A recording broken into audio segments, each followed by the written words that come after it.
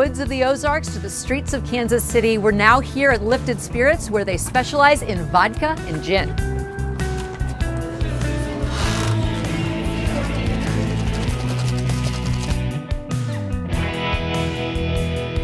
This all sort of started off as a hobby. Michael and I have been friends for a long time. About 3.5 years ago, after a couple drinks, Michael came to me and said, I really want to open a distillery. I told him it was absolutely nuts and there was no way that was going to happen. And as a good friend, I was going to set out and do the research to show him why this was a terrible idea. I had to come back to him a couple days later and say, you know what, maybe it's not such a bad idea after all. The timing is right, there are so many different trends converging on this right now, and you know, it's something that we're really passionate about and wanted to be able to do together with our two families. There's so much excitement and energy about craft spirits right now.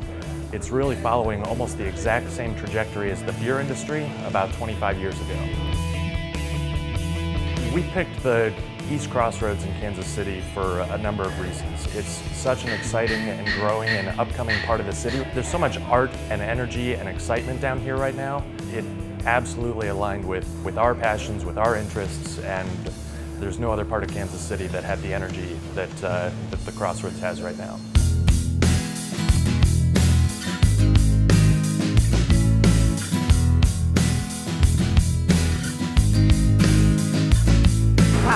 This is quite a setup.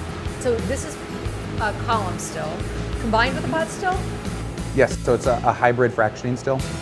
We can run it like a pot still, we can run it like a fractioning still. And because the columns are mounted to the side, it's bypassable. And so we can put the vapor through just this column and not use the condenser and have a lot of copper contact and make whiskeys or brandies.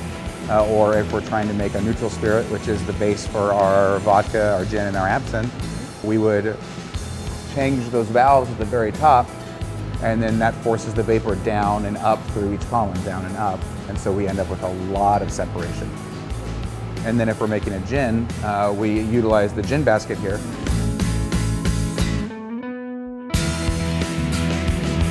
So what do you enjoy about distilling itself, like the process of it? I love all of the variables, how changing one little thing in the process can completely change a product.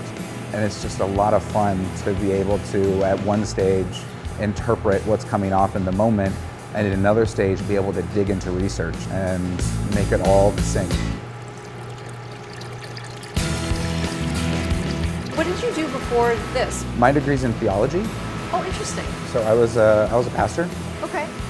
One of the things I really loved about my theology degree is that I learned how to learn.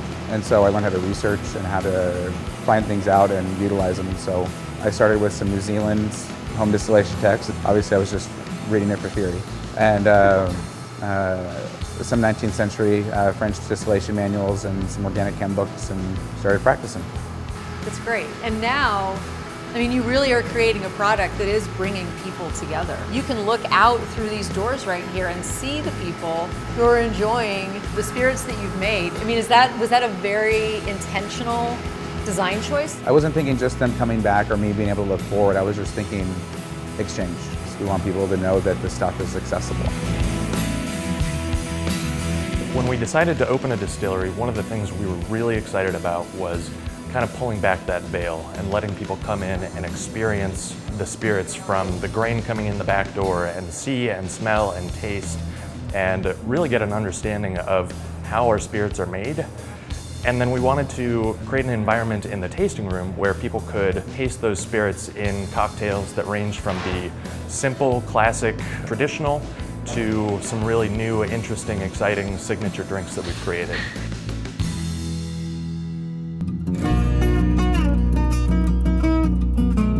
So I'm going to be making the Wild East. It's a vodka cocktail, definitely one of our most popular drinks here. Kansas City is such a barbecue place that I just figured a cocktail with smoke in it would absolutely make sense and fit in.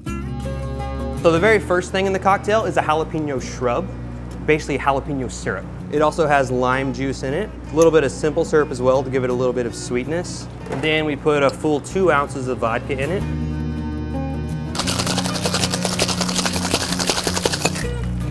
Then you just strain it in. You can kind of like see a lot of like that smoke like reacting with like the cold there, so it ends up looking really fun. So that's the Wild East.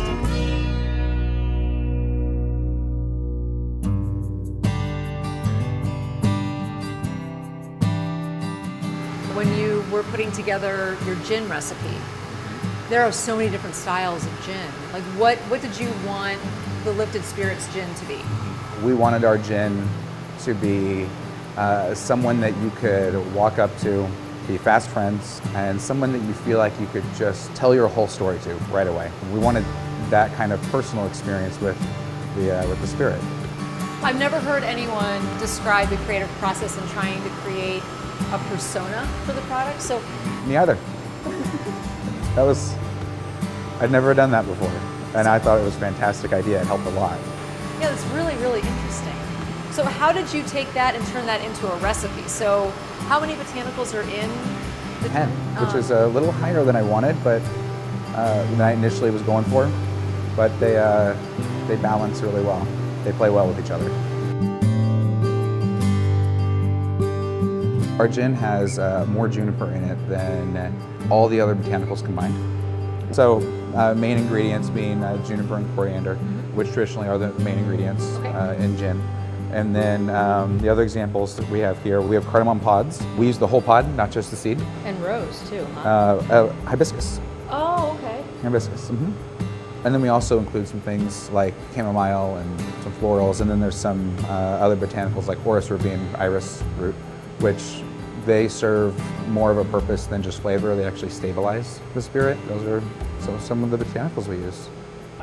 I think the growth of the spirits category can really be attributed to cocktail movement, and there's just so much that you can do with it. There's so much variety, so much interpretation. There's a lot of creativity there.